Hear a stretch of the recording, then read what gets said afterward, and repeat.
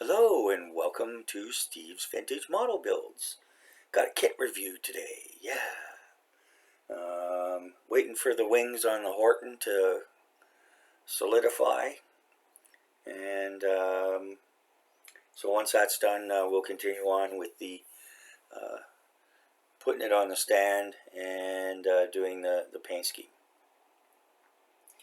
And so yeah, so today, we got a kit review here going, and still early, so I'm drinking Tetley Bold tea.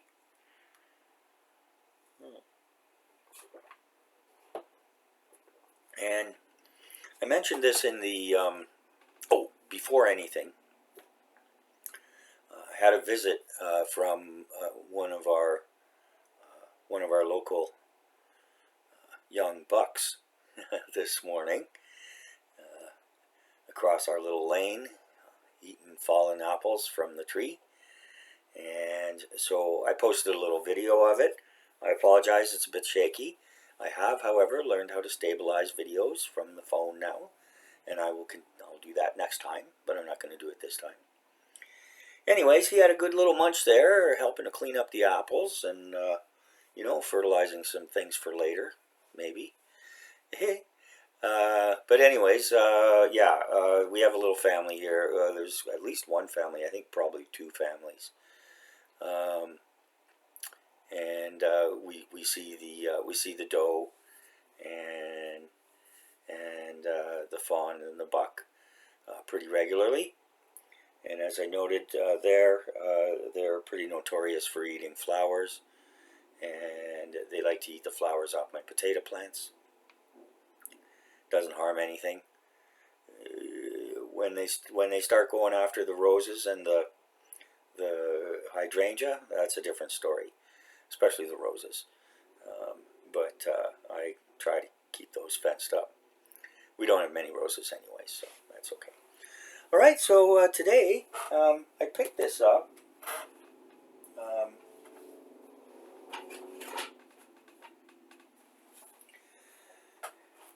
We were introduced to both of these. I'm going to move this for a moment. In the video review I did of the Tamiya Canadian Quad gun tractor.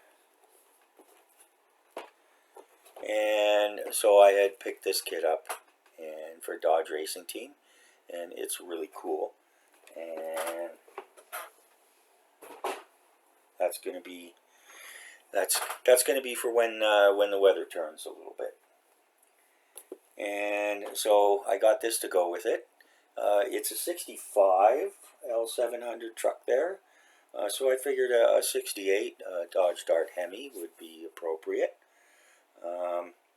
And also, as I mentioned in that video, my parents also had a Dodge Dart Swinger, they called it at the time.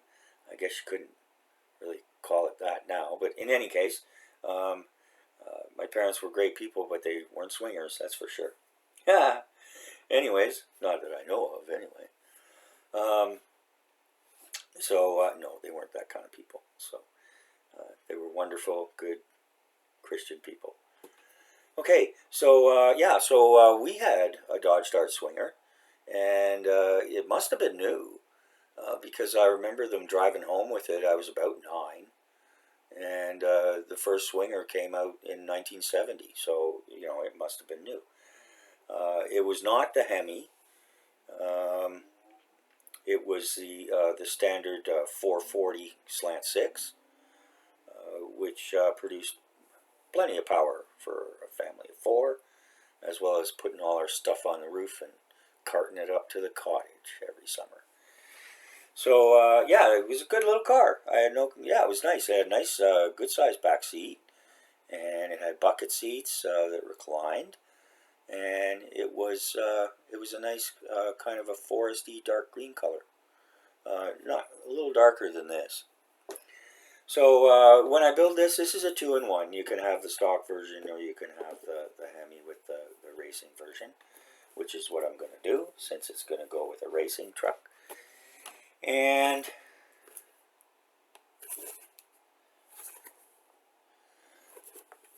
This is a Revell kit, special edition.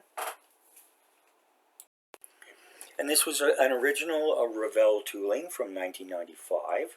And this box is the most current box from 2017. Parts haven't changed, I don't think. Let me flip over here.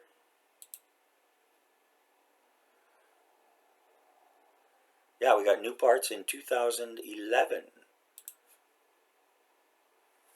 So that's pretty good. Okay, and so we've got the Dodge logo. Ages 14 plus, skill level 5. We'll get to that in a moment. This is nice. They put, you know, a guesstimate, an estimate of how many hours it's going to take you. And it gives you the scale, 125, and you need glue, you need paint, and you need some tools. This is Revell catalog number 4217. Very nice details on the side of the box. I apologize for the glare. I'll try and keep that down. And they show both versions here. And so there'll be more extra parts for the auto shop. And here on the side we get features, length of 8 inches, parts 172. That might sound like a lot, but you know, there's some that are, you know, one version or another version. Molded in white with water slide decals. They give you a paint guide just with colors. They don't recommend a particular, surprisingly, they don't recommend Revell products. They mention Chrysler engine red, gloss orange, green metallic, etc., etc., etc. And the note here says the 1968 Dodge Dart was hot with the 440 engine, as I mentioned. That was the standard Dart engine up until about 1976, I think. Chrysler also made an even hotter limited number of ultra-high performance Dodge Dart models equipped with the HEMI engine, the famous Dodge HEMI engine. And these were lightweight Dodge Dart GTS hardtops, and Chrysler noted they were intended for use in supervised acceleration trials and not intended for general highway use. Consequently, they were delivered with no warranty. Yeah, you wouldn't be able to get away with that today, that's for sure. And regrettably, it says made in China here.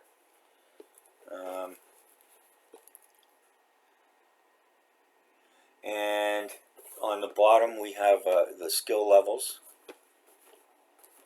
I used to joke that it wasn't the skill level, but the frustration level with Revell kits. But I've come to amend that. That only applies to some of them. Yeah. And here they have level 5 is 13 plus years old. Glue and paint, 120 plus pieces minimum. With a build, as it indicates on the front, build time 7+ hours. I suppose if you really wanted to go, I don't know, we'll see. I like to take my time with models, so for me that'd probably be more like 10. And that's if I really wanted to bang it together. So, yeah. Let's get into it. And this came from Amazon.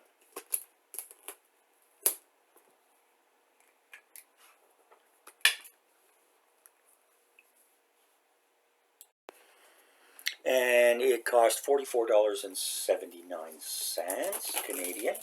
Shipping was free. And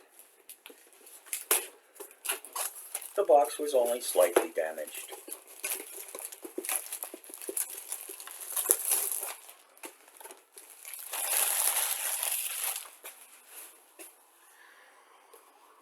And so here we go. We're going to take this off here.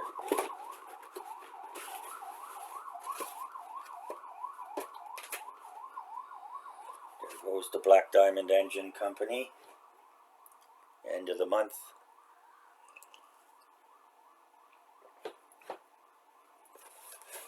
I doubt if they're heading to an actual fire. Okay, so let's take a look here. Oh, we got some tires. Tires.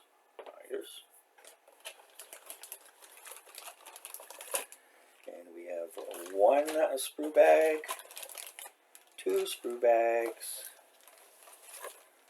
three sprue bags, plus clear parts. And we get a big fat instruction booklet.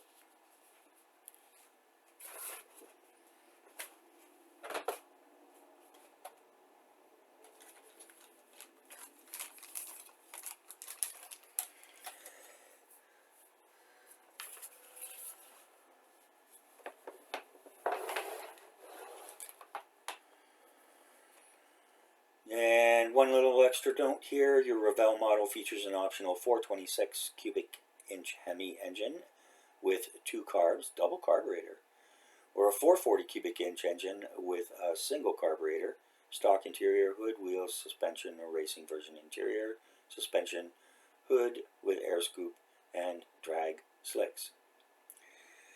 Decals with factory stock markings plus colorful drag racing graphics are also included. Well now, that looks like it's going to be fun. Speaking of fun,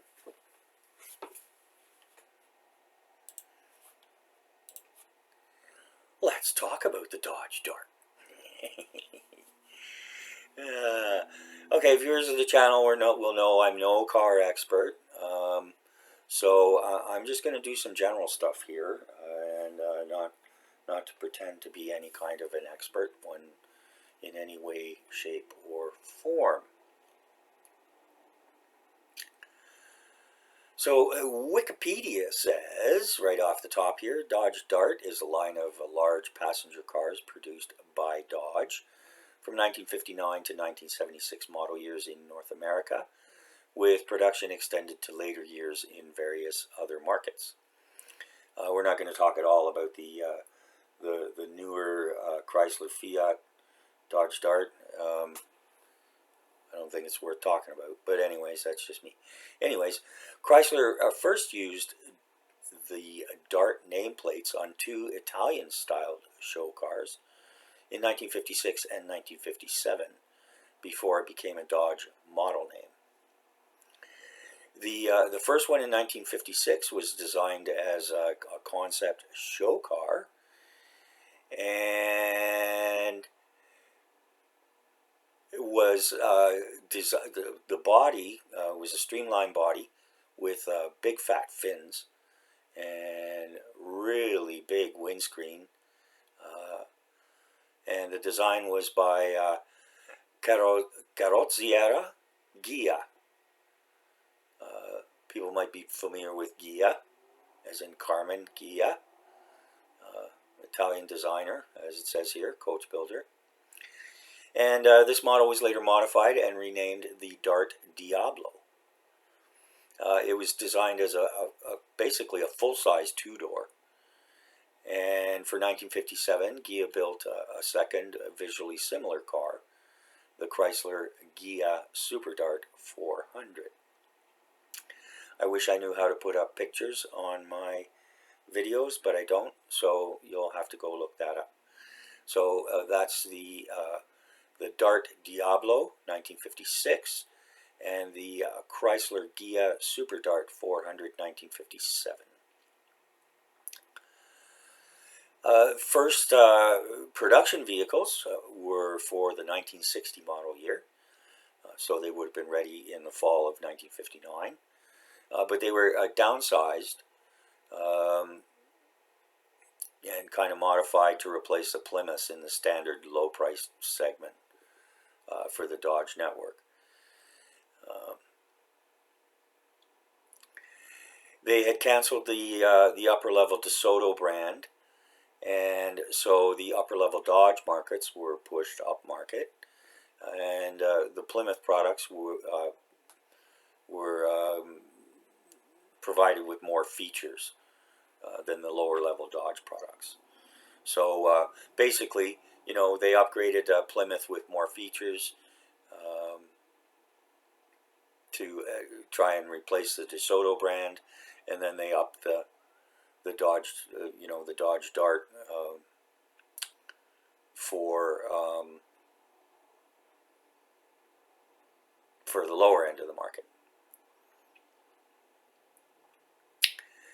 And they were, both the sedans and the coupes were based on the unibody Plymouth platform, which I believe was the Valiant. And the only exception was the Dart station wagons, which used the same wheelbase as the Polara wagons. Initially, the Dart line was offered in 3 trim levels: Basic Seneca, Mid-Level Pioneer, and Premium Phoenix.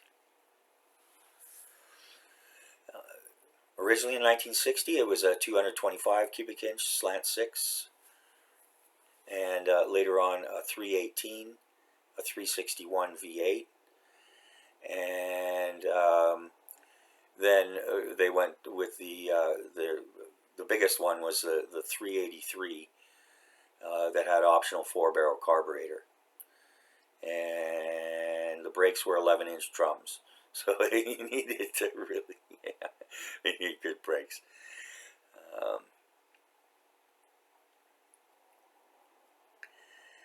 The new Dart outsold both the Dodge Matador and the Polara, and created an in-house competitor for Plymouth. So some very, and it says here, it's interesting to note, Chrysler executives did little to stop the infighting between the two divisions. Of course not. You get them to compete against each other. I don't know, however, that worked out well for Chrysler, but anyways, that's a whole different thing. So in 1961, the full-size Dodge was the biggest Dodge they had. And I'm going to skip past the second generation. That's where the wagon came up. And the third generation, again, they dropped the Lancer in favor of the Dart and redesigned it as kind of a senior compact. And so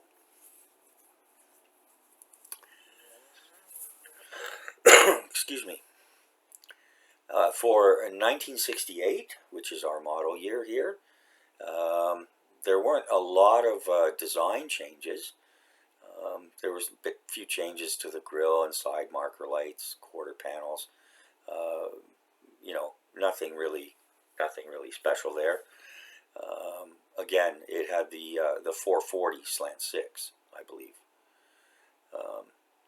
And the HEMI Dart was only offered for 1968, this model year, and used a 426 or 7-liter, 426 cubic inches or 7-liter HEMI engine, which is a pretty big engine for a little car like that.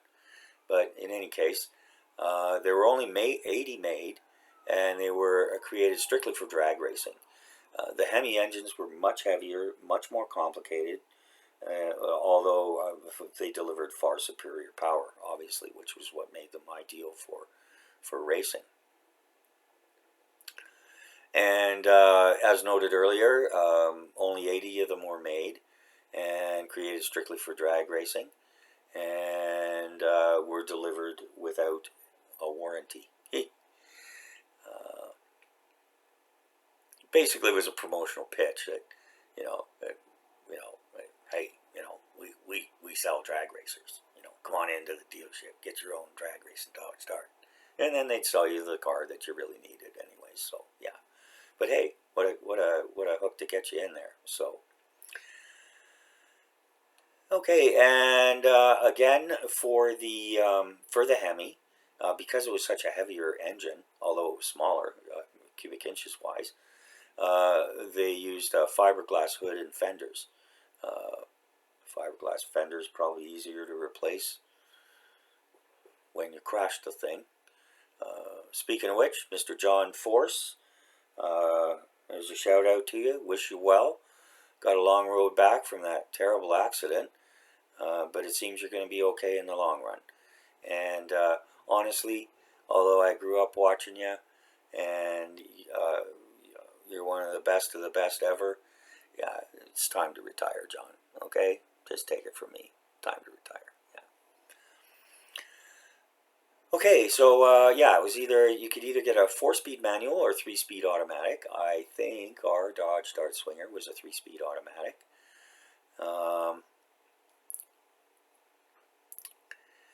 And originally the Swinger had the, what do you call it? What do you call those things? The things that go on top of the hood that let air go in, more air. Scoops. 2 scoops. 2 scoops of raisins in the package. Anyways, yeah.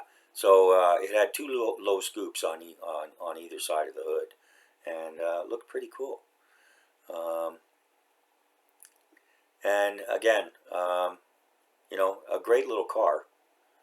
And you know, if you ever get a chance to see one or get one as a hobby car or whatever, probably the coolest looking one of the production models was the 66 Dodge Dart GT. That was a 2-door hardtop.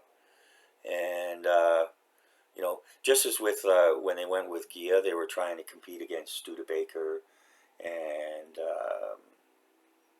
Nash Healy. And so, you know, the styling became a lot more important. So, in any case, yeah, a fun kit. So, we're going to set these aside. And we'll get into the review.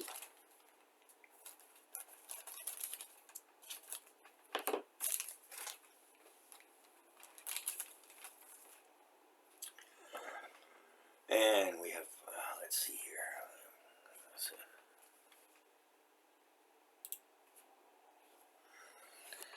Here's our clear parts. Flawless. Looks like we've got 2 different windshields. Maybe one's the windshield, the other's the rear window. We'll see. Uh-oh.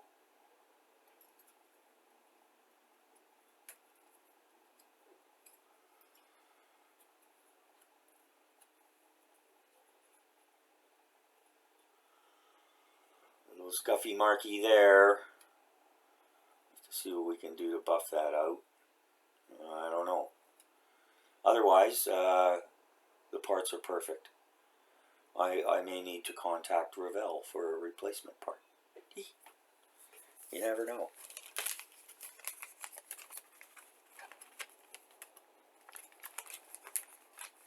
I complained about the squished box to Amazon, to Horton, about the Horton, and they refunded me 100% for the kit, $26.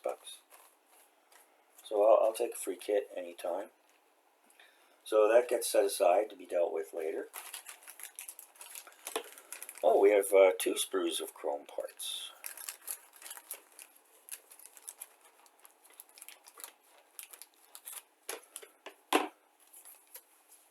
And I'll take this one out.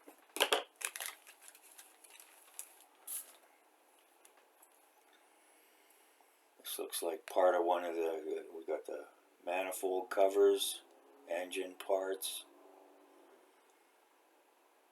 wheels and hubs. No flash.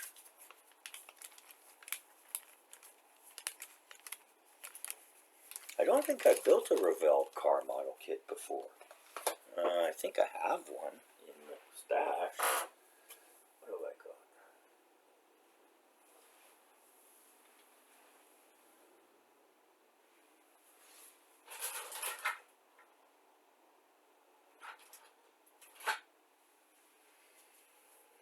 Nope, I've got a monogram.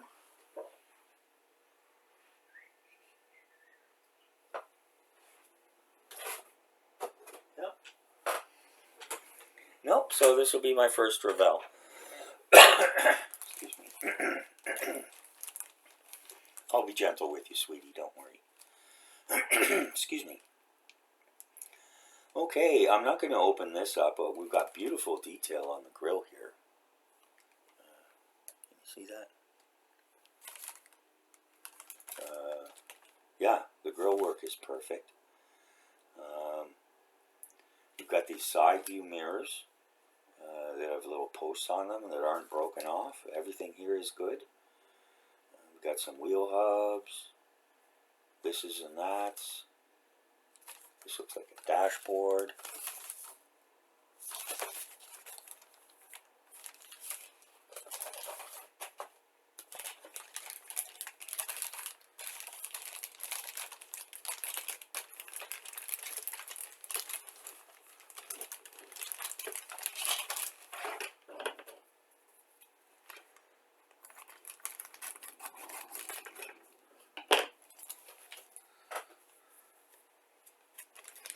Yeah, I was saying to one of my hobby buddies, you know, like my dad was a pocket protector guy. And he's an electrical engineer, right? Worked for Bell Telephone his entire career. Helped build the DEW line, did a lot of work for the U.S. Air Force, etc., etc., etc. Anyways, and he was also instrumental in designing Canada's first long-distance telephone system using microwaves. So, like I say, he was a pocket protector guy, but he was a pretty cool guy after all, which, you know, unfortunately we don't often find out till much later about our dads.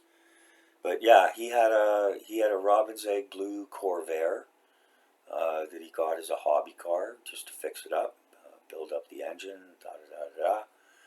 And we had the Dart, and the worst dog was a Ford Granada. Oh my God, that was the worst car ever. Anyways, enough of that. Okay, so we've got the floor here, and whatever you want to call this piece. There's a little bit of detail here. They look like 1968 floor mats would. And we've got some exhaust here. Got some, look at those headers, very nice. Funny they didn't make those chrome. But anyways, we've got fire extinguisher, roll bar here, differential and axle, engine firewall, springs. Look at those springs. Those are big. My goodness. That must be for the drag version. Okay.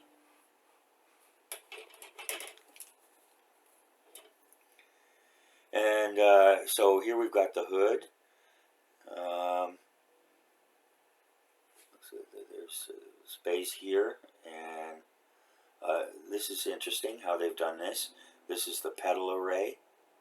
Obviously, it's going to be for the standard manual transmission, but they've molded it in here with this to help keep it from getting squished. That's pretty smart. And here we've got this piece that I guess goes here if you don't want whatever the option is. I'm going to have it open. This is going to be full drag, man. Full drag racing of cars. Okay? This ain't the Paris Olympics, okay? Yeah. Okay, and so we got one engine there, and here's some more manifold covers. It's going to depend, I guess, on which version. And so I'll go back in there. And then this goes on top of there to protect that even more. Isn't that smart?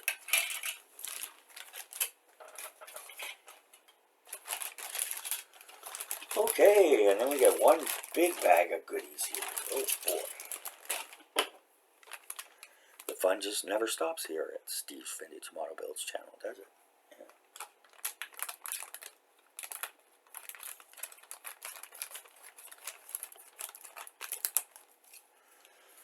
But yeah, do check out that little video of our little buck. He's just a little over a year old now, about a year and a half. You can see his antlers starting to peek out. Lovely velvet. Oh, okay, and so do those last since we're already doing this. And in here it looks like we get some clear red parts as well. So let's see what we've got here. We have the car body, nicely molded. No problems, no flaws, everything, nothing's broken. That's a nice profile for a vehicle, isn't it? Look at that. Isn't that a nice profile? Yeah. And so, yeah, nice detail. We've got the gas cap here, side lights, the quarter panel badge. Very nice.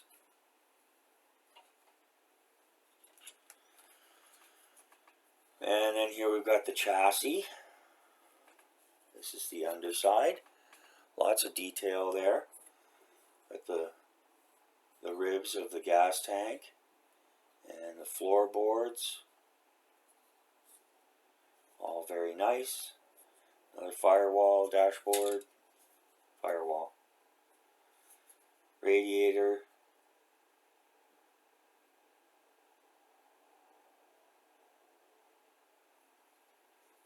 Okay. And then we've got the alternate for the sedan here. You get a whole alternate piece. Isn't that cool? Look at that. And we've got the bucket seats here. Other engine. Wheel hubs. This is the automatic. It's got gas and brake. Excuse me. Very nice. And I expect, yeah, these are for the tail lights, signals, whatever.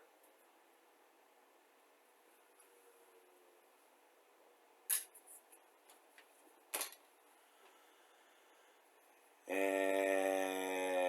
let's see here. Yeah, I guess this is the back end, the rear end. Here we've got the exhaust system, dual mufflers, the back end with the, I guess with the wheelie bars. I don't know. There's another differential here.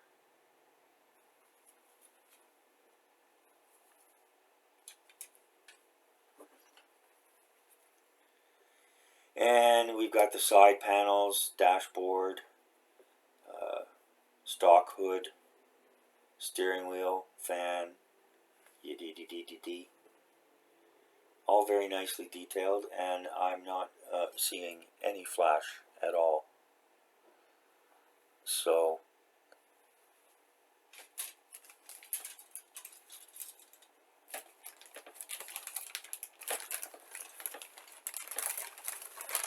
of course, as you know, the proof is always in the pudding, and with Revell kits, the proof is always in the fit. So anyways, so we've got here we'll end up with a couple extra wheels here, regular wheels. So we've got the 4 vinyl, rubber, whatever you want to call them, wheels. It's a shame they've done this. I may have to end up painting them. If it's like these, where it's only on one side, you can put that side down. But anyways, they feel nice. They're good and sturdy, and I'll figure out how to. I've got some tire black, so now there is.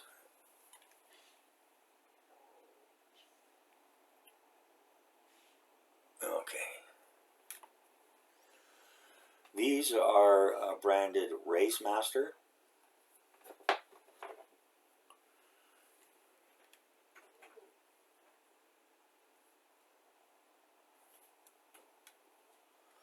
and these are not branded at all. So that actually makes it easier to paint them. Okay, so that goes there and that goes there. Oh.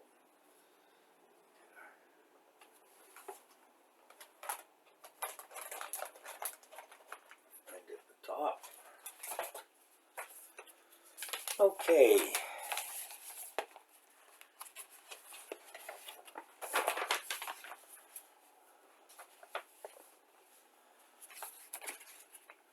All right, so did this say water slide decals? Well, in any case, I've never had any problems with the Revell decals, except the super old ones. That's not them. They're Revell of Germany, GmbH. This is Revell USA, I believe, which is why it's made in China. Revell GmbH, not Revell of Germany, but the newer iteration. They use cartograph decals, and they're great. Yeah. And so here's what we get. We get the side striping for, and we got Thunder HEMI, 426, Dodge, whichever coloration stripes you like. A few sponsored decals, got GTS. I guess the GTS would be the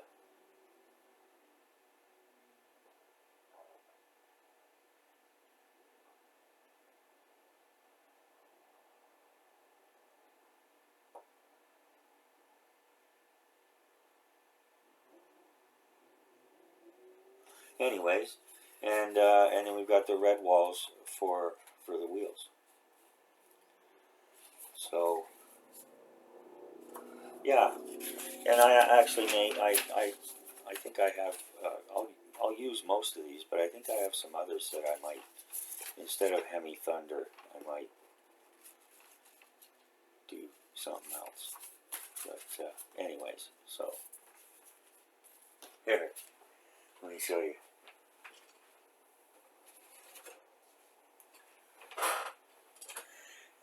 I showed these before and used them a bit, and viewers of the channel and people in our hobby know all about our good buddy Terry Thacker from Hobby Barn. And very sadly, we lost Terry earlier this year. His channel's still up and active.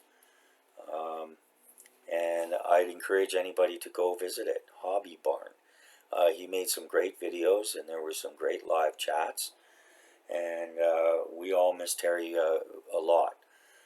He's actually the one who, you know, when I got back into the hobby in August of 2023, July, August 23, you know, I went all gonzo for the military models. Models I had built as a kid, especially the Tamiya ones, as well as models that just caught my interest, and ones that, you know, weren't too expensive. I could, you know, build back my skills with, which, as we all know, is a long-term ongoing thing. So in any case, Terry and his channel Hobby Barn was the one that turned me on to the trucks and cars. You know, the civilian ones, AMT and Revell, Monogram, MPC. Although the one MPC kit I had, I wasn't impressed with, and I returned it. But in any case, so yes, as I said, sadly, we lost Terry earlier this year. But he lives on in our hearts. And also there's a company down in Kentucky that has put together a decal set in honor of Terry. And he was a Kentucky coal miner, as well as a car guy. Walker's garage. Yeah, so, you know, right to the end, he had a twinkle in his eye, and he was slapping the nurses in a nice way. I mean, you know what I'm talking about, guys. That were taking care of him. So his nickname was Senior because there were a whole bunch of Terrys in his area, and he was the oldest one. This was his number, 56. We've got the nurse with the needle here. Oh, the poor man, he went through so much. Oh, I'm not going to go into personal details, but yeah, but he really showed, you know, he really faced it like a man, and he was an inspiration to everybody. So, anyways, before I tear up, yeah, so we've got these ones. We've got senior license plate. I've decaled a couple. We've got the CMK or KMK or KMA. The KMA. I don't want to get in trouble with YouTube, so I'm not going to say it. But that was a rough, tough miner's way of saying we'll see you around. Yeah. So yeah. So I've used a few of these, and I'll put a link for those who might be interested. But I think I'll probably slip one of these in there, one way or another. Oh, and what's the name of that? I'll put a link. It's STS, Sierra Tango Sierra, scale model decals. And you can find them on Facebook. And these were available in the UK through a distributor. They about cost about £10. Yeah, a little pricey, but in any case. And for outside of the UK and the USA, you can send them a message, and you give them the information where you want them sent, and they will invoice you, and you can pay by PayPal or however you want, and they'll calculate the shipping based on where it's been sent. So I think just for regular mail, I paid $5 to Canada. So, you know, whatever. It's just a little decal sheet. I mean, it hardly weighs anything, so shouldn't really be very expensive. So, okay, so a nice decal set there. And we also get a nice kind of blueprinty profile thing here on the graph paper, which is nice.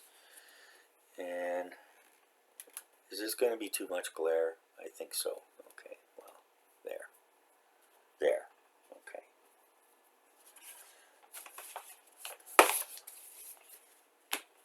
Okay, and so, you know, read this before you begin. Contact customer service. Always contact customer service first. Give them a chance to make whatever it was wrong right. And everybody makes mistakes. Things happen. Don't just go jumping on and giving bad reviews and things like that. So, okay, and then we get the color code for the paints. Again, they don't recommend a particular paint manufacturer.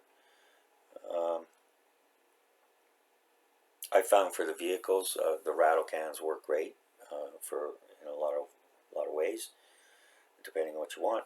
And so yeah, so you go through all the different ones. This is nice. They have this on the first page because you can tear it out after, so you don't have to keep going back. And it's nice that they give you a parts list. I personally would rather have a sprue map, but it's nice they give you a parts list. Some don't at all, of any sort. Okay, and so here we go. And so we've got the first assembly, the 426 HEMI, or the 440 Magnum. And I guess this is an 8-cylinder too. That's, oh no, that's a slant 6. I think. Yeah, anyways. It's not a V6. I'm pretty sure it's a slant 6. Okay, and then, okay, I guess you get different kinds of doors too. Depending on whether it's the drag racer or this or the coupe.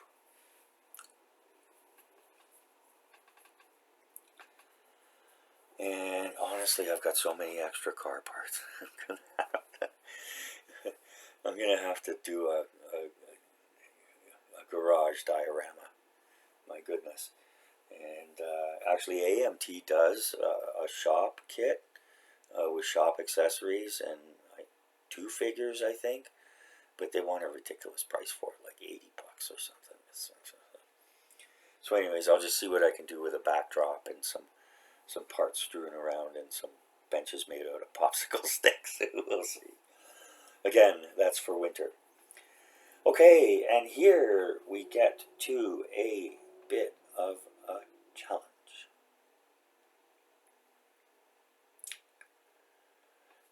For the 426 HEMI, this is what you do.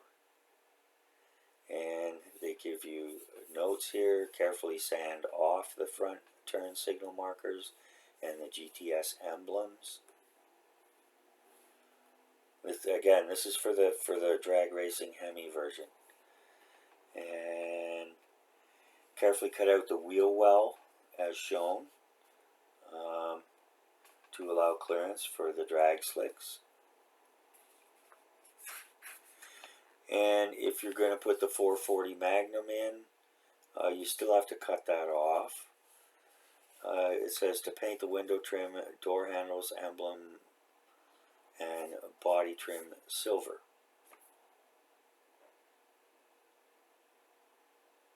I would assume that's after you paint the whole thing. And something like this is great for doing trim, especially this is just the regular, but the fine or extra fine Sharpie does a great job on stuff like that. Okay, and again we go through various different either or options, how this goes together, each different option. There we go.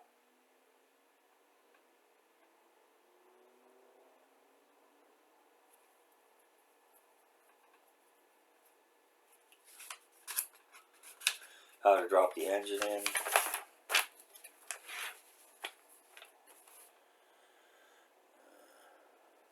Says some details omitted for clarity. Okay.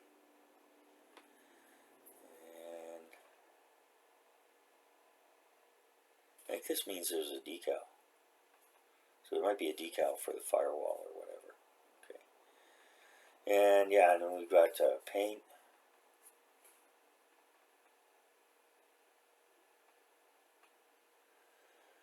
For the HEMI, remove the exhaust locators. For the Magnum,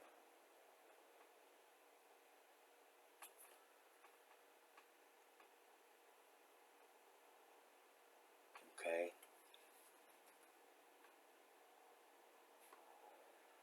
And then again, suspension and wheels for the HEMI version, drag race version, car drag race version.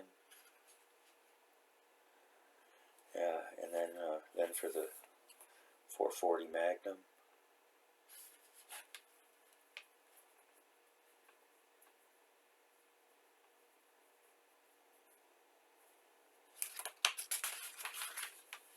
You see, I saw Andy on the Midlife Crisis channel doing this. I'm like this, like Captain Queeg with his ball bearings. Okay, Funny little habits we identify in ourselves. Yeah, and here, yeah, here's where the transparent red goes, based on the version. I'm going to have to go through this and really think about which one I want to do. Anyways, I might do a hybrid. My model, I can do what I want. Okay, and then we've got the decaling here. Obviously, you do whatever you want your base color to be. And here, this is for the 440 Magnum.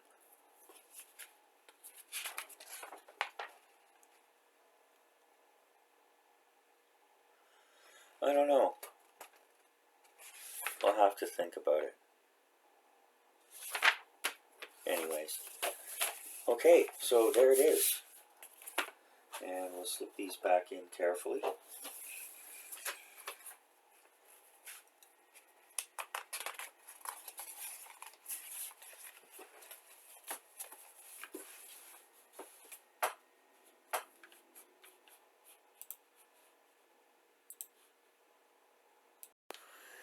Okay, so now it comes time to rate the kit. And I use a 12-point system, 10 standard points, up to 2 points for packaging, up to 2 points for sprues, up to 3 points for parts, and up to 3 points for the instructions. Each of those categories can earn a quarter-point bonus for what I call a wow factor. You know, something over and above, unexpected, little bonus, whatever the case may be. And then I allow up to 1 full bonus point for what I call value. And, you know, that's not just, that's not based on the, you know, the base price of the kit. That's based on how many hours of enjoyment and entertainment I can, you know, expect to get out of it. It says on the box here 7 hours. Well, I guess you could do it in 7 hours if you just wanted to slap it all together. Excuse me. But not for me. I mean, I like to, as I said before, I like to take my time. And, you know, at 40, what was it, $45, $46, you know, why spoil it rushing all through it, and then, you know, you're scratching your head and gathering dust on the shelf, and you can't even remember how much fun you could have had with it. But anyways, so as far as packaging goes, I used to ding them for, you know, I used to deduct points, you know, if it was smashed or bashed or whatever. I gave up on that because when stuff is shipped, you know, it's not the manufacturer's or the seller's fault, right? This is a good sturdy box, and obviously it protected the model, which is what you want. So a full 2 points on packaging there. For the sprues, everything looked complete. There was no flash. I couldn't see any flash, even on some of the smaller parts. I mean, there's always a little bit of stuff you have to trim, but that's just because we're OTC, right? Or what do you call it? OCD. That's what it is. Everything looked good, and so yeah, an extra quarter bonus point on that. So 2 1/4. And as far as the parts themselves went, the quality of the plastic was good. Detail was good. I mean, you know, there weren't any warped or broken parts. The way that it was engineered to be packed was great. Lots of decals. So yeah, no complaints there. Get a quarter bonus point for the 2 versions. And then we moved to the instructions. So a nice, good size booklet. Everything was clear. You know, they had a nice little, not only a nice little history of the subject, but also a little plug for their Revell kit, which can't blame them for. Went together nicely. So yeah, a full 3 points on that. And I'm going to give this one a full 3/4 of a point for value. I mean, you know, for $46, you know, if I'm going to spend at least 10 hours on it, I expect, one way and another. And, you know, so that works out to be what, $4.50 an hour? Plus you get 2 versions. I mean, come on. Yeah. So that brings us to a total of 11.25, which is a great score, 11.25 out of 12. I think my highest ever was 11.5. So, yeah, as I said, proof will be in the pudding, but providing everything fits, and with this being a 1995 tooling, I expect it will be pretty good. Yeah, I expect it'll turn out to be a great little kit. Okay, so keeping it under an hour today. Thanks to everyone for joining me. Thanks to all my subscribers. Gained a couple this week, and appreciate everybody's time. And hope you've enjoyed the show today. And if nothing else, maybe it helped you go to sleep if you were having a little trouble in that department. All right, so thanks again, and we'll be back in the next video to finish up the Horton. Bye now.